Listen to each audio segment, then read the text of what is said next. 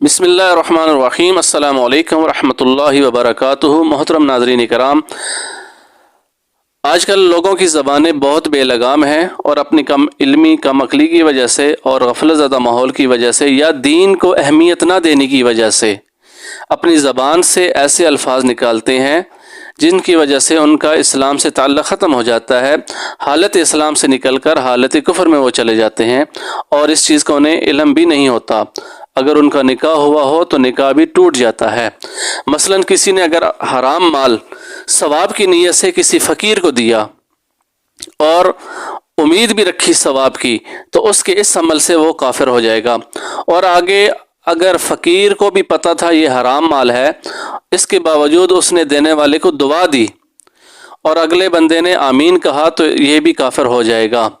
اسی طرح ایک شخص کو کہا گیا کہ حلال مال کھاؤ، حلال کماؤ، آگے سے اس نے کہا مجھے تو حرام مال بہت پیارا ہے، مجھے تو حرام مال ہی چاہیے، تو اس طرح کہنے سے یہ شخص کافر ہو جائے گا۔ کسی فاسق لڑکے نے شراب پی، پھر اس کے عزیز و اقارب نے آ کر اس پر پیسے نچھاور کیے اور خوشی کا اظہار کیا اور اس سے کہا تمہیں مبارک ہو، تو اس طرح کا عمل کرنے سے یہ سارے کے سارے کافر ہو جائیں گے۔ گناہوں کے متعلق کسی نے کہا یہ بھی ایک مذہب ہے، تو بعض کے نزدیک ایسا کہنے والا کافر ہو جائے گا، اور بعض کے نزدیک یہ کافر نہیں ہوگا، البتہ یہ کبیرہ گناہوں میں شامل ہے۔ فتویٰ اسی پر ہے کہ یہ کافر تو نہیں ہوگا، لیکن اس نے گناہ کبیرہ کا ارتکاب کیا ہے۔ کسی نے صغیرہ گناہ کیے، چھوٹے گناہ کیے، تو کسی نے اس کو متوجہ کیا کہ تمہیں صغیرہ گناہوں پر بھی اللہ تعالیٰ سے معافی مانگنی چاہیے۔ آگے سے اس نے کہا کہ میں نے کون سا ایسا کام کیا کہ مجھے معافی مانگنی چاہیے، تو اگر اس نے لا علمی کی وجہ سے کہ میں نے کون سا ایسے کام کر دیا، مجھے تو پتہ نہیں کہ گناہ کا یہ کام ہے، پھر تو وہ کافر نہیں ہوگا۔ لیکن اگر اس کو پتہ بھی تھا کہ یہ گناہ ہے لیکن گناہ صغیرہ ہے، اس کے باوجود وہ آگے سے ہٹ درمی دکھا رہا ہے کہ میں نے کون سا ایسے گناہ کر لیے کہ اللہ سے معافی مانگوں، تو اس کے اس قول کی وجہ سے وہ شخص کافر ہو جائے گا۔ اسی طرح حلال اور حرام کھانے کے متعلق، حلال سے پہلے تو انسان بسم اللہ بھی پڑھتا ہے اور آخر میں الحمدللہ بھی کہتا ہے، لیکن اگر کسی شخص نے حرام مال سے پہلے بسم اللہ پڑھی اور پھر آخر میں الحمدللہ کہا، تو اس عمل سے یہ کافر ہو جائے گا۔ ہاں، یہاں پہ یہ یاد رکھنے والی بات ہے، اگر اس نے عادتاً کہا، لوگوں کی جیسے عادت ہوتی ہے سامنے کھانا ہے تو بسم اللہ پڑھتے ہیں اور آخر میں الحمدللہ کہتے ہیں، اگر اس نے بطور عادت ایسے کہا پھر تو یہ کافر نہیں ہوگا۔ لیکن اس کو پتا تھا کہ یہ میں حرام کھا رہا ہوں، اس کے باوجود اس نے بسم اللہ بھی پڑھی اور آخر میں الحمدللہ بھی کہا، تو اس عمل سے یہ کافر ہو جائے گا۔ اسی طرح شراب کا پیالہ پکڑ کر اس سے کوئی پیے، بسم اللہ پڑھ کے پیے، تو بالاتفاق سب کے نزدیک یہ شخص کافر ہو جائے گا۔ اسی طرح کسی نے کسی کو کہا گناہ نہ کرو، ایک دوسرا جہاں بھی ہے، ٹھیک ہے، ایک دوسری دنیا بھی ہے جہاں پر حساب کتاب ہوگا، ٹھیک ہے، اس نے کہا مجھے اس دنیا کی کوئی خبر نہیں، اس دنیا کی کسے خبر ہے؟ یا کسی نے کسی کو کہا کہ ظلم نہ کرو، آخرت میں حساب کتاب دینا ہوگا، تو جواب میں وہ کہنے لگا آخرت و آخرت کچھ نہیں میں جانتا، تو ان باتوں سے یہ شخص کافر ہو جائے گا، ٹھیک ہے جی، کیونکہ اس نے آخرت کا گویا کہ انکار کر دیا۔ اسی طرح کوئی شخص کہتا ہے اس دنیا میں اچھا رہنا چاہیے، جیسے کیسے بھی ہو، حرام ہو، ظلم و ستم کے ذریعے ہو، کسی بھی طرح ہو، بس اس دنیا میں اچھا رہنا چاہیے، آگے دیکھی جائے گی، جو ہوگا سو ہوگا، تو اس جملے کی وجہ سے بھی یہ شخص حالت اسلام سے نکل کر حالت کفر میں چلا جائے گا۔ اسی طرح اگر کوئی شخص کہتا ہے میں خیانت نہ کروں اور جھوٹ نہ بولوں تو میرا گزارا نہیں ہوتا، تو گویا کہ اس نے حرام کو حلال کرنے کی کوشش کی ہے، اور یہ شریعت کے خلاف کھلم کھلا بغاوت ہے، لہٰذا یہ بھی کفر ہے۔ اس چیز سے بھی اور ایسی باتوں سے بھی اجتنابات لازمی کرنے چاہیے۔ اسی طرح اگر کسی نے کہا مسلمانوں کے کسی معاملے کی یا کسی عمل فعل کے مقابلے میں کفر کے فعل اور اعمال کو اچھا جانا، تو اس سے وہ شخص کافر ہو جائے گا۔ مثلا کوئی کہے مجوس کے نزدیک طریقہ کھانا کھانے کے دوران یہ اچھا ہے کہ وہ کھانا کھانے کے دوران باتیں نہیں کرتے، صحیح ہے، یا اسی طرح کہا بھئی مجوسیوں کے نزدیک یہ طریقہ اچھا ہے کہ حیض کی حالت میں بیوی کے ساتھ نہیں لیٹتے، تو اس طرح کی باتیں کرنے سے وہ شخص حالت اسلام سے نکل کر حالت کفر میں چلا جائے گا۔ کیوں؟ اس نے کافر مذہب کو اسلام پر فوقیت دی، کسی بھی درجے میں دے۔